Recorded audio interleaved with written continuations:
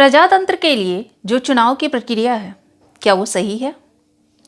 क्या जो नेता चुन के आते हैं हमारे पास, उनका चुनाव सही होता है? क्या चुनाव के द्वारा सही व्यक्ति चुने जाते हैं? क्या इससे जनता का भला हो रहा है? जो दूर दराज के इलाके हैं, जहां किसी की पहुंच नहीं है, जैसे हमारे बुंदेलखंड के कई बीहड़ इलाके जहां आदिवासी समुदाय रहते हैं, उनको इससे कोई फायदा मिलता है? अभी उत्तर प्रदेश में चुनाव होने वाले हैं, जिसकी तैयारियां जोरों से चल रही है। तो हमने भी सोचा क्यों ना कुछ इसी तरह की कहानी आपको बताई जाए। जी हाँ दोस्तों, तो आज हम लेकर के आए हैं आपके लिए फिल्म न्यूटन की कहानी। तो चलिए थोड़ा फिल्मी हो जाते हैं।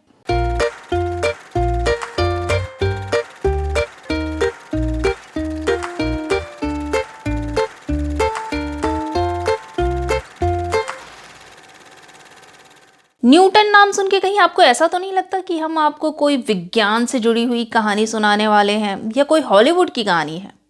अगर आप ऐसा सोच रहे हैं तो बिल्कुल गलत सोच रहे हैं।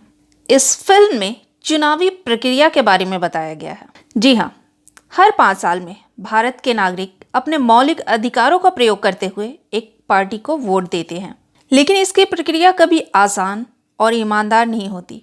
ये फिल्म आपको उस एक दिन की कहानी दिखाने की कोशिश करती है जिसमें दुनिया के सबसे बड़े लोकतांत्रिक देश भारत में मतदान होते हैं। तो चलिए कहानी भी जान लेते हैं। ये कहानी है नूतन कुमार यानी राजकुमार राव की, जिसका नाम लड़कियों की तरह होने की वजह से अपनी मैट्रिक के एग्जाम में उसने अपना नाम नूतन से न्यूटन कर लिया। अब सभी लोग उसे न्यूटन के नाम से ही जानते हैं। आने वाले इलेक्शन में उसकी ड्यूटी लगती है, जिसके लिए उसे छत्तीसगढ़ के जंगल के नक्सल प्रभावी इलाके में जाकर के वोटिंग करवानी पड़ती है।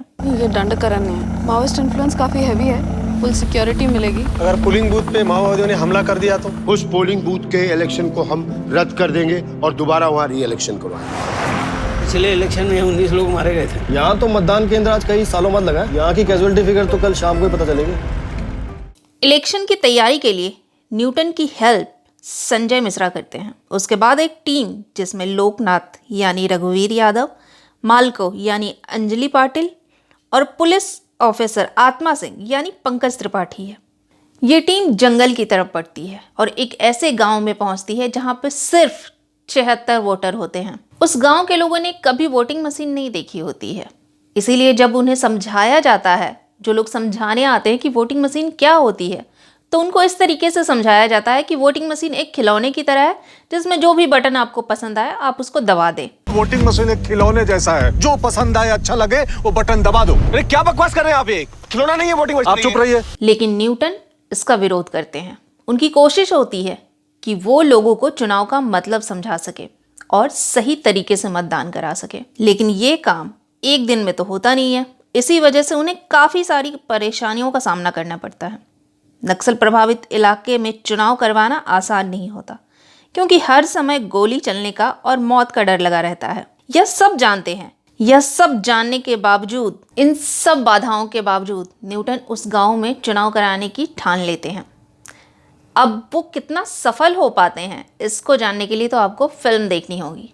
वैसे आपको बता दूं कि ये फिल्म 2017 में ही आई थी, तो आप किसी भी ऑनलाइन प्लेटफॉर्म पे इसे देख सकते हैं। फिल्म न्यूटन की सबसे अच्छी बात जो है वो ये है कि दुनिया के सबसे बड़े लोकतंत्र की वोटिंग प्रक्रिया की सच्चाई लोगों के सामने पेश करती है। ज्यादातर शहरी आबादी ये समझती है कि वोटिंग उसका अधिकार है, जिस अधिकार का प्रयोग करते हुए वो जिस प्रतिनिधि को चुनेंगे वो उनकी सारी समस्याओं का निदान करेंगे।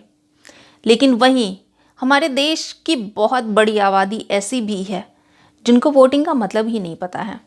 यह फिल्म उस आबादी को बड़े पर्दे पर लाती है, या हम यूँ कह सकते हैं कि फिल्म न्यूटन हमारे देश की उस आबादी की बात करती है जिसे न केवल फिल्मों और राजनीति ने बल्कि आम लोगों ने भी मुख्य धारा से दरकिनार कर लिया है। तो बातें बहुत सारी हो गई हैं, फिलहाल हो चला है वक्त हमारे चलने का, लेकिन चलने से पहले हम आपको एक चीज़ और बता दें कि आपके यहाँ भी चुनाव होने वाले हैं, तो अपने वोट का सही प्रयोग करें।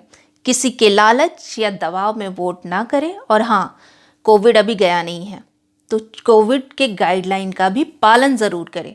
और अगर आपको हमारा ये वीडियो पसंद आया हो तो लाइक और दोस्तों के साथ शेयर ज़रूर करें। तो मिलते हैं अगले एपिसोड में, तब तक के लिए नमस्कार। खबर लहरिया, आपकी खबर आपकी भाषा।